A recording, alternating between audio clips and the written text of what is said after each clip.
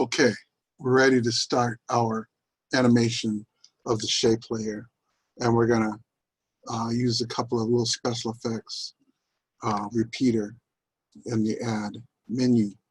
So let's get started.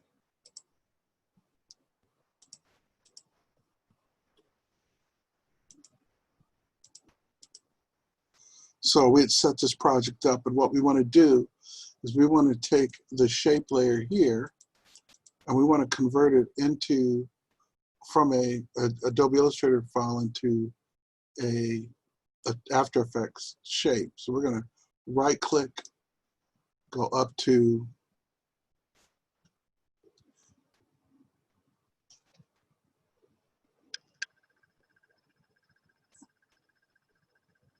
create and choose create shapes from vector layer.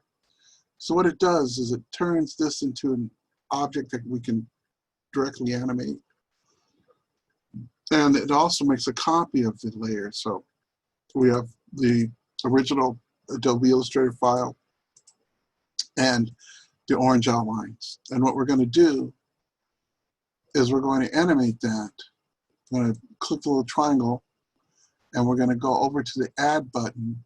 We're going to use the command repeater. So the repeater allows us to repeat shapes, repetitious shapes, and make really interesting modifications to those shapes over time. I'm going to open that up, and there's a special menu for the transform of the repeater. And right now it's hard to tell, but it's already made 3 shapes, but if I make an adjustment here, it might be a little easier to see. I'm going to take the start opacity and set it to 50%, the end opacity, set it to 0. And now it's a little easier to see that you've got some shapes there.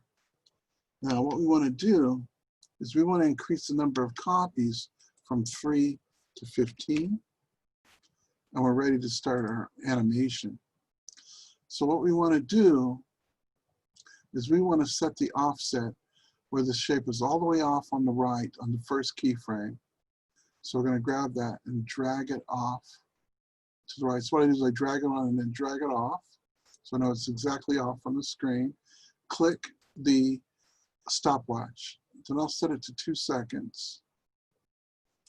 And I'll grab that offset and drag it all the way over to the other side. And what works good is about -30 or 35. There we go. So now I've got this shape. Let's truncate the timelines, and then we'll repeat the animation. Let's play it. So the first time it has to load the animation into RAM. Let's try see what it looks like now that it's going to play real time. Cool.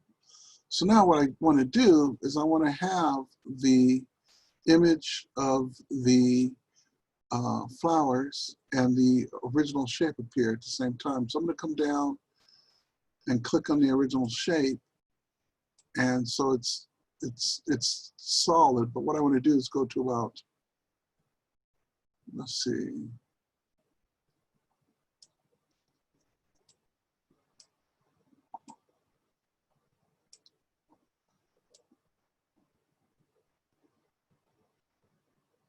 mm, 22 frames. Grab that layer and just have it start there. Let's see how that looks. Perfect, we got it, we nailed it. Let's drag it back and let's move the flowers layer. I'm going to grab the start position of that and drag it to that same point. Let's drag it back. Let's move this down and let's preview our animation. And there we go. Let's stop there. Come back for another project or exercise in a little while.